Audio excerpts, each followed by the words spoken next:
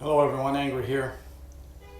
Before I get involved with the topic of today's video, I would first like to send my thoughts, prayers, and condolences to the family, friends, and fellow officers of those police officers who were murdered last night in Dallas. It is times like this that we as a nation need to pull together. It is times like this that we need to stand behind our police officers. Yes, there are a few police officers that I feel are rogue officers, but for the most part, every police officer out there serve and protect. But with that being said, the topic of today's video is this. Why is it every time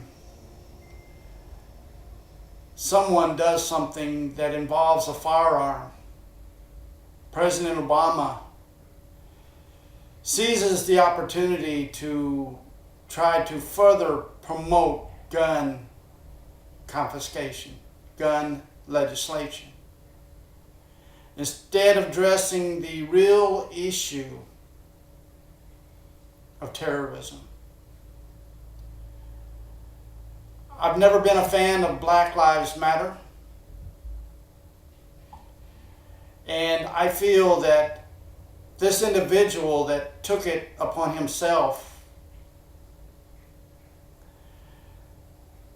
was actually a part of Black Lives Matter. Because you notice not one member of the Black Lives Matter protesters were shot. Only police officers were targeted. So who is truly behind Black Lives Matter? Well, we know for a fact that George Soros funds them. We know for a fact that members of the Black Lives Matter group have been invited to the White House by none other than President Barack Hussein Obama.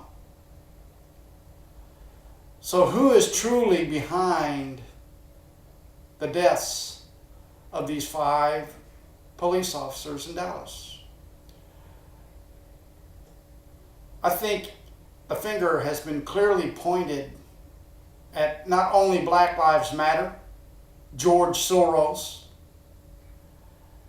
President Barack Hussein Obama, and the elitists. But just like Hillary Rodham Clinton has been pretty much cleared of anything that she has done wrong in regards to Benghazi and the email scandal, just as Obama and his administration was cleared,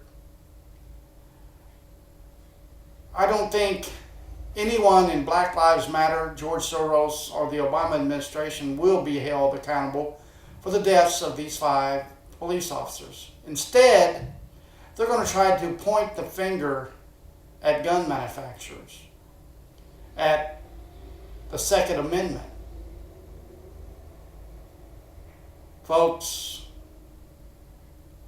as I've said before and I say it again, the battle lines have been drawn. But I'm saying that we need to look at this with level-headed thought. Instead of going and stooping to their level, we need to step to a higher level and address this civilly, but constitutionally. We need to hold our government accountable. And that's from the president to the members of Congress, the members of the Senate, the members of the Supreme Court, and other officials who are guilty of either high treason or lawless acts of murder, terrorism, and extortion, racketeering, and others. We need to hold our government strictly and firmly accountable, just as any one of us who were to violate the law would be held accountable. Look, they murdered Lavoy Finicum. And all he was doing was standing up for the constitutional rights of all Americans. These 5 brave police officers lost their lives last night in Dallas because they were protecting and serving the community of Dallas, Texas. And again, my thoughts, prayers, and condolences goes out to the family, friends, and fellow officers of these brave Dallas police officers. But folks, it's time for us to stand up and in a constitutional way make America great again. I'm not saying we go out with our rifles and storm the Bastille, but we can storm the Bastille peacefully, constitutionally, and demand that this president, his administration, and every member of the Congress, Senate, and Supreme Court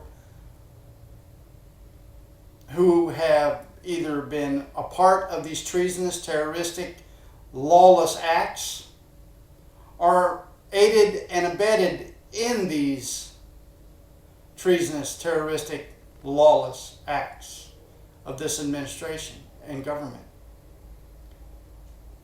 If you love America, it's time that you took a stand for making America great again.